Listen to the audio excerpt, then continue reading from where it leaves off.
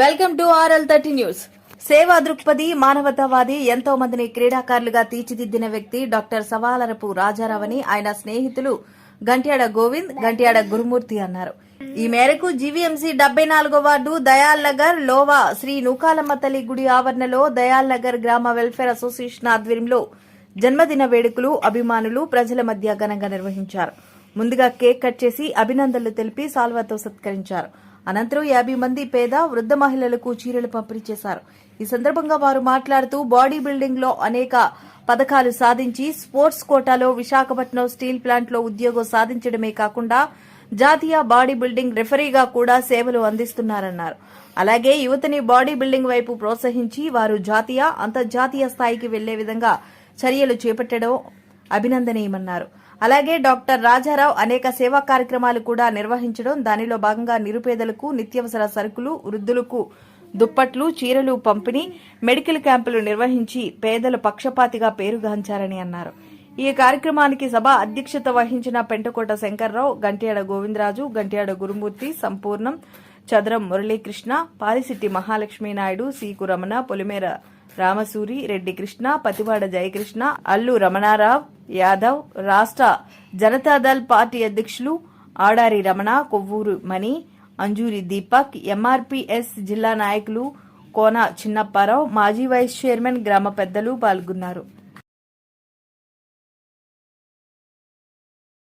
ఎవరైతే అట్టడుగు వర్గాల వారు, ఎవరైతే పేద ప్రధానికం ఎవరైతే ఉన్నారో వాళ్ళ కోసం ఆయన ఆమదవలస గ్రామంలో అక్కడ పుట్టి పెరిగి పెరగడం వలన పేదరికం అంటే తెలుసు.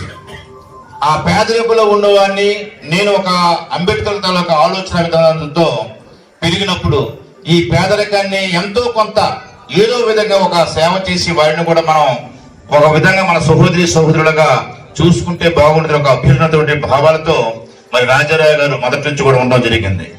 ఆయనకి విశాఖలో విశ్రాంధ్ర వచ్చింది, అదేవిధంగా స్టేట్ కానివ్వండి, అదేవిధంగా జాతీయ స్థాయిలో కానివ్వండి, మరి రాజకీయంగా కానివ్వండి, ఇతరత్ర కానివ్వండి, పెద్ద పెద్దలతో ఆయనతో చాలా తమ్మినేని సీతారాం గారు స్పీకర్ గారు, మాజీ స్పీకర్ గారు, అదేవిధంగా సుబ్బరామరెడ్డి గారు లాంటి వారితోని, ఎంవివి సత్యనారాయణ గారు లాంటి వారితోని, ఇంకా ఎంతమందో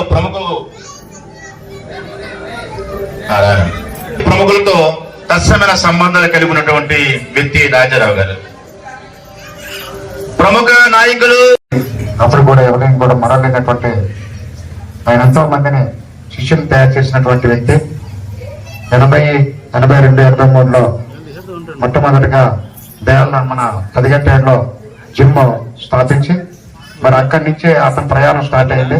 శ్రీకాకుళం నుంచి వచ్చిన తర్వాత మొట్టమొదటిగా అక్కడి నుంచి స్టార్ట్ చేసి అక్కడి నుంచి అంచులంచులుగా ఎదిగి మరి 10 మా ప్రాంతంలో ఒక మంచి జిమ్ కూడా ఏర్పాటు చేసి సుబ్బరామరెడ్డి గారితో ఆయన ఇచ్చినటువంటి నిధుల నుంచి ఒక జిమ్ తయారు చేసి మరి ఆ జిమ్ కూడా ఈరోజు మంచి ఉన్నతమైనటువంటి మెషినరీస్ ఐటమ్స్తో ఒక జిమ్ నడిపిస్తూ మరి ఆయన ఈరోజు కూడా ఇక మరి ఈ ప్రాంతంలో కూడా ఈ కొండ ప్రాంతంలో కూడా చాలా మందికి ఇక్కడ సేవ చేసి మరి ఈ ప్రాంతానికి ఈ గ్రామానికి కూడా అనేక రకమైన చిన్న చిన్న సమస్యలు ఉన్నప్పటికీ కూడా మరి అక్కడ ఆయన సేవా కార్యక్రమాలు చేశారని చెప్పడానికి మనం అయితే మాత్రం ఎవరో వెనకాడే అవసరం లేదు.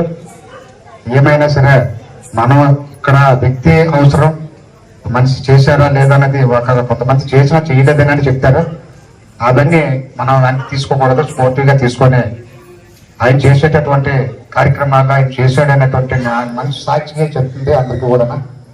కాబట్టి దాన్ని పక్కన పెట్టి మనం ఈరోజు ఆయన జన్మదినాన్ని ప్రతి సంవత్సరం కూడా ఈ ప్రాంతంలో ఇక్కడ ఈ వేదిక మీద చేస్తూ ఉంటారు. కాబట్టి దాన్ని ఈరోజు కూడా చేసినందుకు మరి మా సిస్టర్కి, మా రాజారావు గారికి, మరి వేదిక మీద ఉన్నటువంటి గ్రామ పెద్దలకి, రాజారావు అన్నగారికి జన్మదిన శుభాకాంక్షలు తెలియజేస్తూ, ఏదైతే రాజోక పరిసర గ్రామాల్లో మొట్టమొదటిగా జిమ్ ఏర్పాటు చేసి ఎంతో మంది నేషనల్, ఇంటర్నేషనల్ లెవెల్లో క్రీడాకారులు తయారు చేసి ఈరోజు వారి యొక్క ఉద్యోగాల్లో కూడా రావడానికి, సెంట్రల్ గవర్నమెంట్ ఉద్యోగాలు రావడానికి కూడా ఆయన తోడ్పడ్డారు. అదేవిధంగా ఒక మనిషి గొప్పతనాన్ని మనం చెప్పుకుంటున్నాం అంటే ఆయన చేశారు కాబట్టి మనం చెప్పుకుంటాం.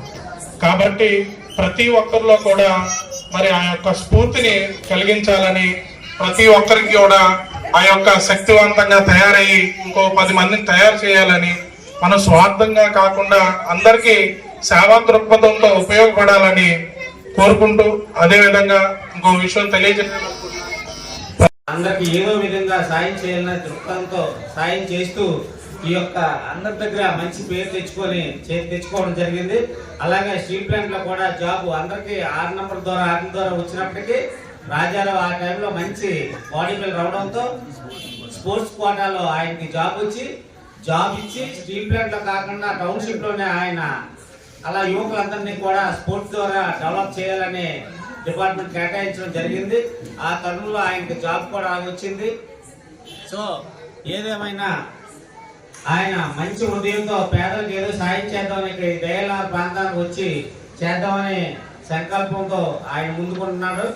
అలాగే ఆయన ఈ జరుపుతున్న వేడుకల ద్వారా ప్రజలందరికీ పిలిచి ఏదో కార్యక్రమం చేయాలనే ప్రతిసారి పెదర్స్ అందరూ కూడా ఈ రోజు నా జన్మదిన సందర్భంగా ఈ కార్యక్రమానికి ఇంత ఘనంగా జరపడానికి ముఖ్య అతిథులుగా గంటేడు గురుమూర్తి గారు, గంటేడు గోవిందరాజు గారు, సంపూర్ణం గారు, దీపక్ గారు,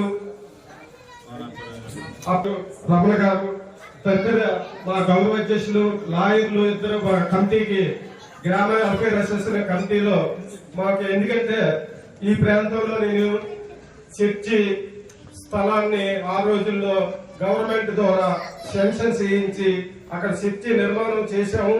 కొన్నాళ్ళు నేను పెద్దగంటలో గురుమూర్తి గోవిందరాజు గారు చిన్నాన్న కూతుర్ని నేను వివాహం ఆడటం, అక్కడే ఉండడం.